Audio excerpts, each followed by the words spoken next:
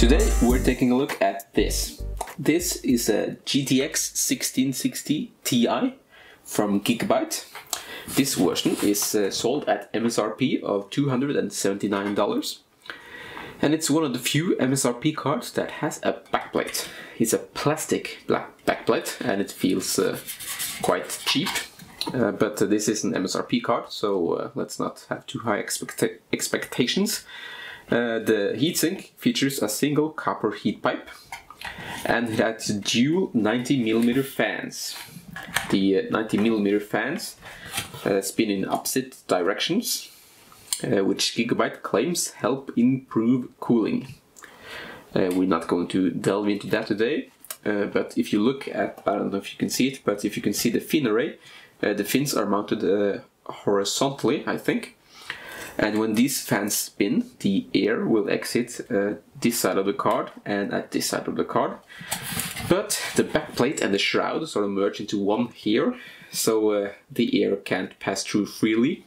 I'm not quite sure if it does matter. It might hurt the tone performance, it might not. We're not going to delve into that today because this is not my card. I'm only borrowing it, so I have to return it. Gigabyte has another version which is slightly more expensive. I think it is 10 bucks more than this one. And it features dual 100mm fans and I think it is dual copper heat pipes and a slightly larger heatsink. So that card would probably be a bit quieter than this and probably cool a bit better as well. Well, let's look at some of the specs of this card and then we take a look at the benchmarking numbers and compare it to the GTX 1070. The Ti is built on the 12nm process and has 1536 CUDA cores which operate at a boost clock of 1800 MHz on this particular card. It features 6GB of GDDR6 memory that operate at 12,000 MHz. The card has a TDP of 120 watts and a memory bandwidth of 288 GB per second that operate on a 192-bit bus. The systems we'll use today are the i5 6600K at 4.8 GHz and the R5 1600, which I had forgotten to overclock after a BIOS update. So for this test it is operating at 3.4 GHz. I did enable XMP though, so the memory was at 3200 MHz C16 for both systems. We'll be comparing the GTX 1660 Ti with the GTX 1070 Gaming M7 version from MSI. The GTX 1660 Ti boosted and settled at 1830 MHz on its own. The 1070 settled at 1911 MHz. We start off by looking at Anthem. This game is horribly optimized it seems, and neither of our cards managed 60 FPS average on ultra settings in 1080p. I tested in free play with the same time of day and weather conditions. We can see that the 1660 Ti is performing on par with the GTX 1070 in this title. Both cards average around 53 frames per second on average with both CPUs. The 1070 was 2 frames per second faster with the i5, but we'll chalk that up to marginal error. I wouldn't place too much stock on the 1% and 0.1% low figures in this test. Moving on to 1440p, we bumped the settings down to high, and both the 1660 Ti and the 1070 is hovering around 45 frames per second, with the R5 1600 1660 Ti combo drawing the short straw, ending up with an average of 41.9 frames per second. The frame times, however, was slightly better than the rest. 4K is up next, and again we bumped the settings down to medium this time. And again, we see the 1070 and 1660 Ti performing identical at around 33 frames per second, with the frame times on the 1660 Ti coming out slightly ahead. Again, the R5 1600 and 1660 Ti combo comes in last with 31.4 frames per second, but yet again we see this combo having slightly better frame times. The next game we're taking a look at is Apex Legends. I only tested this title in 1080p at stock clocks, and here we can see the i5 is performing noticeably better with both GPUs than the R5. The GTX 1660 Ti claims the win with 97.4 frames per second on average against the 1070's 92.6 frames per second on average. With the Ryzen, the 1070 is coming out ahead with 86.4 frames per second against 81.8 frames per second for the GTX 1660 Ti average. Next up is Battlefield 5. I tested in the campaign mode in this game, and before testing I checked the DirectX 12 versus DirectX 11 performance, and there really wasn't much in it, so I tested with the newer DirectX 12. At 1080p, both cards perform about the same again, with both cards managing over 80 frames per second with either CPU. Moving on to 1440p, the 1070 takes the lead ever so slightly, managing 60 frames per second with both CPUs. The 1660Ti did best with the i5 at 57.5 frames per second average, but the frame times was worse than the 1070 with both CPUs. None of these cards are 4K cards, but we'll check it out anyway. At 4K, the 1070 takes a noticeable lead with 34.4 frames per second on average with the R5 1600. The GTX 1660Ti's best was 27.5 frames per second average with the i5. And as you can see, the frame times was quite bad with the 1660Ti at 4K. Next game is Fortnite, and in 1080p, both cards with both CPUs seem to perform about the same at around 125 frames per second on average. Turning our attention to the 0.1% low figures, they seem to be better on the 1070. If we up the resolution to 1440p, the 1070 seems to edge out a slight wick there here, with marginal wins with both CPUs. Both cards performed best with the i5, though not by much. The 1070 did in 78.3 frames per second on average, versus 75.6 frames per second for the 1660 Ti. 4K then. Here the 1070 takes a sizable lead over the newcomer with an average of 38.8 frames per second with the i5. The 1660 Ti did a cinematic 24.9 frames per second with the same CPU. With that said, none of these cards are really 4K cards. Now let's see how they do at Rainbow Six Siege. Well, here the GTX 1660 Ti strikes back with an average of 141.4 frames per second with the R5 1600 versus 128 frames per second with the 1070 with the same CPU. Impressive results for the newcomer there. Let's see if we could keep up if we change the resolution to 1440p. Well, at 1440p it still takes the lead with the R5 1600 and averaged 86.8 frames per second versus the 79 frames per second for a 1070 with the same CPU. Also noteworthy here is that the 1660 Ti managed to stay well above 60 frames per second at all times, with the 1070 dipping its toes below 60 with a 0.1% low of 59.4 frames per second. Well, what about 4K then? We've seen that the 1660 Ti was struggling at 4K in Fortnite and Battlefield 5. No such problems here. The R5 1600 with the 1660 Ti stands out from the crowd with 42.3 frames per second on average to the 39 frames per second on average of the 1070. Now let's see if the 1660 Ti can pull out another win in Shadow of the Tomb Raider. I tested with DirectX 12 in this game, and the R5 1600 and the 1660 Ti takes the lead with 76.6 frames per second on average, almost 10 frames per second ahead of the i5 with the same GPU, although the i5 did have better frame times. The 1070 did 72.7 frames per second with the R5, but with even worse frame times. Upping the resolution to 1440p levels out the playing field, with both the 1070 and the 1660 Ti performing about the same with an average of 45 frames per second. There was no 4K testing with this title. Next up is The Witcher 3. At 1080p there is not really anything exciting happening. Both GPUs perform roughly the same at close to 90 frames per second. The i5 performed best with the 1660 Ti at 88.4 frames per second, and the 1070 performed best with the R5 1600 at 90 frames per second. The frame times was best with the i5 6600K and the 1660 Ti. 1440p is next, and the lens gap is much the same. Both cards managed about 60 frames per second with both CPUs, but again we see that the 1660 Ti is performing best with the i5 and the 1070 is performing best with the R5.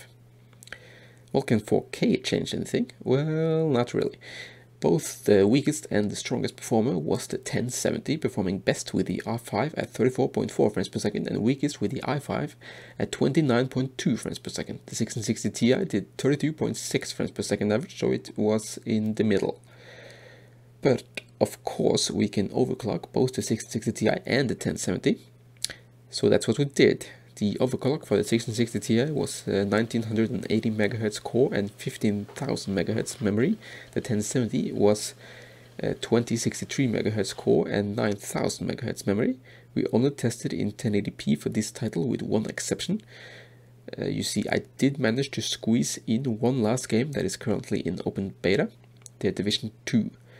This was a last minute test, so I only tested with the Ryzen at ultra settings. I have another video testing different CPUs, and the Ryzen came out on top in that title.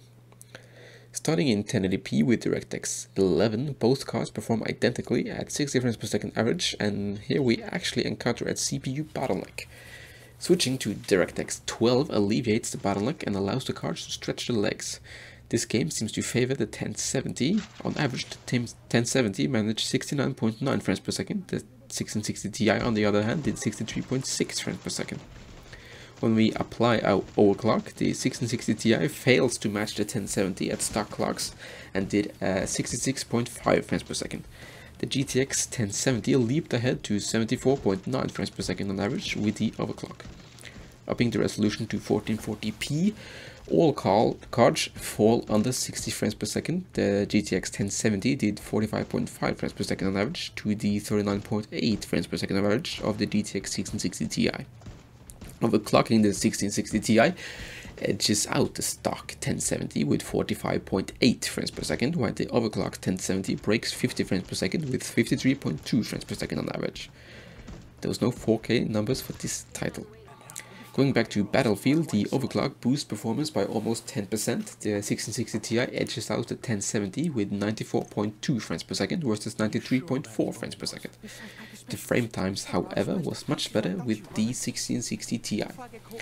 Looking at Anthem, the overclock doesn't really help much, we're still falling short of 60 frames per second on average, with the 1070 coming closest at 59 frames per second versus 57.6 frames per second for the 1660 Ti. In Rainbow Six Siege, the 1660 Ti launches ahead with a 10% performance improvement. With the R5 1600, the card averaged 152.3 frames per second with a 0.1% low or 116.4 frames per second. The 1070 gained 7% with the overclock and managed 134.5 frames per second on average.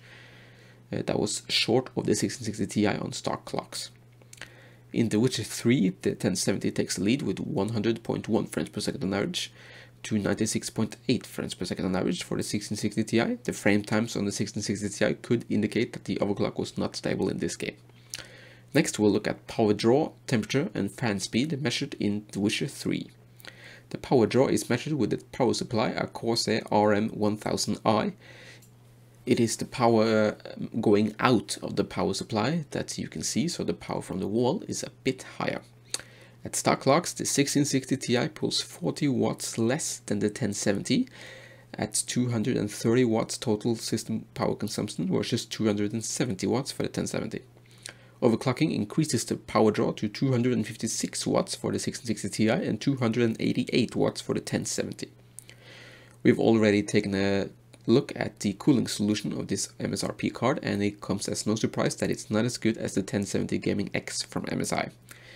That card is only there for a reference. So in a somewhat unfair comparison, the 1660 Ti hit 72 degrees in The Witcher 3 with a fan speed of 2400 RPM. I will attach an audio clip to the video where you can hear the noise from the card going at stock and overclocked. Overclocking increases this to 77 degrees Celsius with a fan speed of 2600 RPM.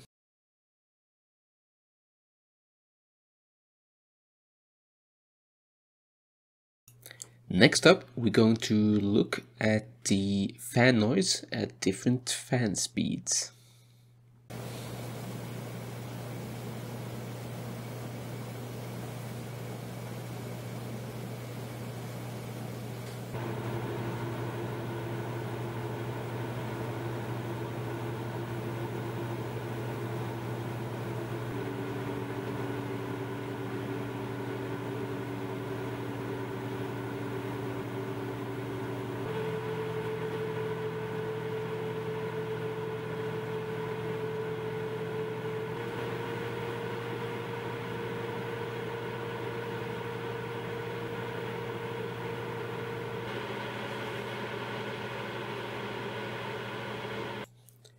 That just leaves us with the verdict. Is the GTX 1660 Ti just a 1070 with 2 GB less VRAM? Well, not quite. It does come with a couple new features that I haven't gotten into in this review, like an improved encoder and variable rate shading. We'll look at the encoder in a future video. It is also quite a bit cheaper than the 1070 and has a lower power draw to boot. For 1080p gaming at ultra settings, the GTX 1660Ti got you covered. Apart from in Anthem, but that's not really the card's fault. I think that the price point is a bit high. I would have liked to seen it at $250 MSRP, but as MSRP's cards go, I think this is one of the better ones. But if you're looking for a whisper-quiet card, look elsewhere. This card gets the job done, and if you adjust the fan curve yourself, you can get the noise at an acceptable level, but at the cost of temperature. If I was stuck at $279, I would choose either this one or the MSI Ventus. Both comes with dual fans and a backplate, albeit a plastic one. At under $300, the GTX 1660Ti gets a recommended from me.